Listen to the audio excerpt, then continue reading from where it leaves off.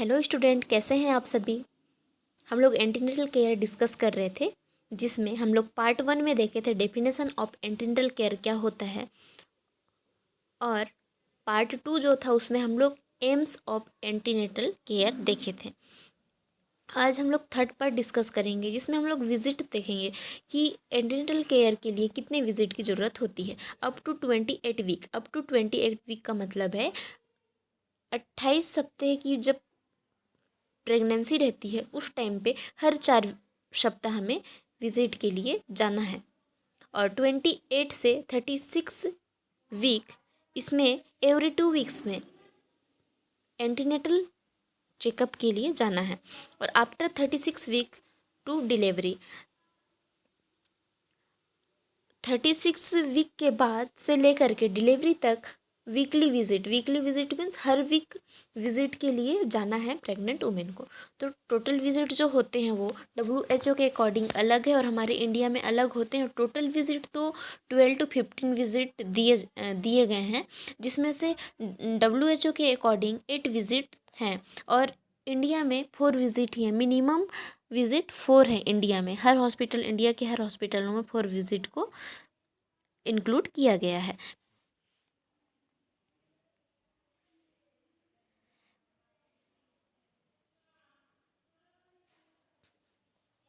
फिर हम लोग नेक्स्ट देखते हैं procedure at first visit. First visit के लिए कौन कौन सी प्रोसीजर होती है या फिर उसमें क्या क्या करना रहता है।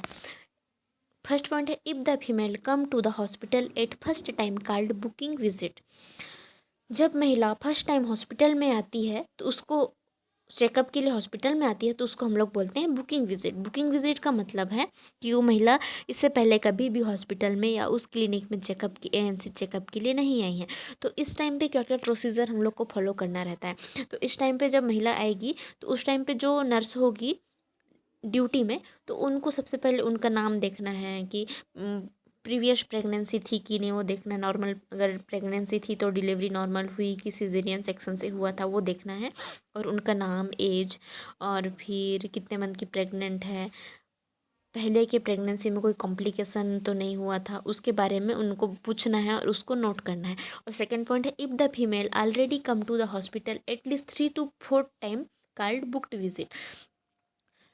बुक्ड विजिट किसे बोलते हैं, जब जो फीमेल रहती है, प्रेग्नेंट वुमेन रहती है, वो ऑलरेडी पहले हॉस्पिटल में 3 से 4 बार अपने चेकअप के लिए आई रहती है, उसको हम लोग बुक्ड विजिट बोलते हैं। क्यों बुक्ड विजिट बोलते हैं, क्योंकि उनका जो जितना भी इंफॉर्मेशन है वो सब पहले से उस क्लिनिक में या उस हॉस्पिटल में पहले से केस शीट में भरा हुआ है, इसलिए उसको हम लोग बुक्ड विजिट बोलते हैं। फिर नेक्स्ट देखते हैं हम लोग ऑब्जेक्टिव्स। एम्स तो हम लोग ने सेकंड पार्ट में डिस्कस किया है, अब इस पार्ट में हम लोग ऑब्जेक्टिव्स देखते हैं। ये बहुत इंपॉर्टेंट टॉपिक है एंटीनेटल केयर। OBG में सबसे पहले हम लोग एंटीनेटल केयर को अगर जान लिए, एंटीनेटल केयर जानने के बाद ही हम लोग इंटरनेटल और पोस्टनेटल के बारे में जान सकते हैं। इसलिए एंटीनेटल केयर को ध्यान से पढ़ना बहुत ज़रूरी है। तो स्टूडेंट इस टॉपिक को बहुत ध्यान से और बहुत गहराई से सुनिए और समझिए, क्योंकि इसमें बेसिक से बेसिक चीज़ों को इंक्लूड किया गया है और बेसिक चीज़ों का बहुत अच्छे से डिस्क्राइब किया गया है बेसिक चीज़ों को, इसलिए इसको ध्यान से समझना बहुत ज़रूरी है। ऑब्जेक्टिव्स में क्या है, to assess the health status of the mother and foetus. तो फिटस किसे बोलते हैं, जो गर्भ में जो बच्चा रहता है उसको फिटस बोलते हैं। तो इसमें असेस करना हेल्थ स्टेटस, जो मदर रहेगी और फिटस रहेगा उसका हेल्थ स्टेटस को असेस करना है कि उनको कोई प्रॉब्लम तो नहीं है। वो सब चेकअप करने के लिए ANC बहुत हेल्पफुल होता है। तो उसका उद्देश्य है, पहला उद्देश्य यही है कि असेस करना है भ्रूण को, और जो माँ है उसको असेस करना है, उसके हेल्थ स्टेटस को असेस करना है। सेकंड ऑब्जेक्टिव है to assess the foetal gestational age and to maintain baseline investigation. Second point क्या बोल रहा है इसमें, जो फीटल जेस्टेशनल एज है, जेस्टेशनल एज मतलब कितने दिन का बच्चा है, मदर कितने दिन की प्रेग्नेंट है उसको देखना है, और बच्चा कितने दिन का हुआ है उसको असेस करने के लिए ये बहुत हेल्पफुल है। और साथ में बेसलाइन इन्वेस्टिगेशन मतलब मदर का हम लोग चेकअप करा सकते हैं, जैसे कि HB लेवल देखेंगे, RBC देखेंगे, प्लेटलेट काउंट देखेंगे, WBC देखेंगे, और साथ में जो हीमोग्लोबिन लेवल है उसको असेस करना बहुत ज़रूरी होता है, क्योंकि एनीमिया होने के चांसेस बहुत ज़्यादा रहते हैं। इसलिए आयरन फॉलिक एसिड का सप्लीमेंट लेने के लिए भी एजुकेट किया जाता है प्रेग्नेंट वुमेन को। थर्ड पॉइंट है to organise continue obstetric care and risk assessment. Obstetric care का मतलब है कि ऑब्स्टेटिक केयर मतलब जो प्रेग्नेंट महिला है उसका केयर करना है, ऑब्स्टेट्रिक केयर कहलाता है। इसमें रिस्क असेसमेंट देखना है, केयर करना है और उनको कोई रिस्क तो नहीं है उसका चेकअप करना है।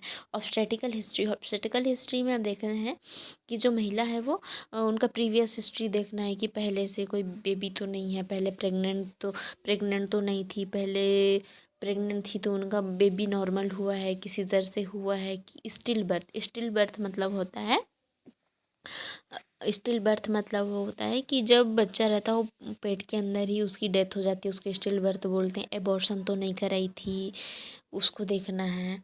LSCS लोअर सिजेरियन सेक्शन तो नहीं कराई थी उसके बारे में असेस करना है। और ये जो यहाँ पे है GTPALS, इसके बारे में मैं दूसरे वीडियो में अच्छे से एक्सप्लेन करूँगी। और नेक्स्ट है EDD, expected date of delivery. इसमें एक्सपेक्टेड डेट ऑफ डिलीवरी हम लोग को देखना रहता है कि जो डिलीवरी का डेट है वो कैसे निकाला जाता है, उसको निकालना है और उसको चेक करने में हेल्प करता है। तो एक्सपेक्टेड डेट ऑफ डिलीवरी मैं नेक्स्ट वीडियो में बताऊंगी, ये वीडियो बहुत लंबा हो जाएगा। इसमें एक्सपेक्टेड डेट ऑफ डिलीवरी को थोड़ा सा हम लोग समझ लेते हैं कि इसमें जो last day of menstrual period रहता है, मासिक धर्म का जो लास्ट डे रहता है, उससे लेकर के 7 दिन काउंट करना है, 7 दिन को जोड़ना है, 7 दिन जोड़ने के बाद उसमें +9 मंथ कर देना है। तो जो डेट आएगी ना वही EDD होती है। फिर नेक्स्ट है history of present, past, surgical, medical, family and menstrual history. इसमें हिस्ट्री ऑफ प्रेजेंट में उनको कोई प्रॉब्लम तो नहीं है उसको पूछना है, और उसको पूछना है।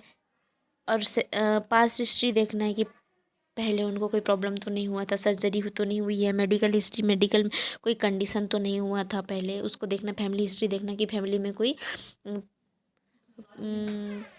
प्रॉब्लम तो नहीं थी, उसको देखना। मेंस्ट्रुअल हिस्ट्री है, फिर मेंस्ट्रुअल हिस्ट्री देखना है कि कोई मेंस्ट्रुअल कॉम्प्लिकेशन या मेंस्ट्रुअल प्रॉब्लम तो नहीं है फीमेल को वो। फिर next general and systematic physical examination. General में टेम्परेचर, पल्सेशन, ब्लड प्रेशर और वेट मेज़र करते हैं, हाइट मेज़र करते हैं। सिस्टमिक फिजिकल एग्जामिनेशन में उसको सिस्टम के अकॉर्डिंग हर सिस्टम का अलग अलग एग्जामिनेशन किया जाता है, जिसको हम लोग नेक्स्ट वीडियो में अच्छे से एक्सप्लेन करके पढ़ेंगे। मेनली इसमें एब्डोमिनल एग्जामिनेशन किया जाता है, जिसमें फंडल हाइट है वो सब देखना है। तो फंडल हाइट के ऊपर भी नेक्स्ट वीडियो में अपलोड करूँगी, जिसमें हम लोग अच्छे से डिस्कस करेंगे। फिर रूटीन इन्वेस्टिगेशन में है वही डेली का इनटेक आउटपुट कितना वो इनटेक कर रही है, कितना खा रही है, कितना यूरिन के थ्रू आउट हो रहा है, तो वो सब देखेंगे हम लोग रूटीन इन्वेस्टिगेशन में। तो ये बहुत इम्पॉर्टेंट और बहुत बेसिक टॉपिक है स्टूडेंट्स, तो इसको पढ़ना बहुत ज़रूरी है। जब तक इसको बेसिक रूप से समझ नहीं सकते ना, तो प्रेगनेंसी का कोई भी टॉपिक आ जाएगा तो उसको समझना इम्पॉसिबल है। इसीलिए ANC एंटीनेटल केयर को समझना बहुत ज़रूरी है। तो इस वाला जो वीडियो है ना ये बहुत लंबा चलेगा, इसमें थर्ड पार्ट है। अभी तो हम लोग आधा नहीं पढ़े हैं ANC का, तो उसको पढ़ने के लिए बहुत डीप मैंने इसमें इंक्लूड किया है। डीप से डीप है, तो मैं डीप से डीप पढ़ाऊँगी ताकि कोई भी कंपटीशन एग्ज़ाम हो उसके लिए तैयारी अच्छे से हो जाए और आप लोग को कोई डाउट ना हो। Thank you students.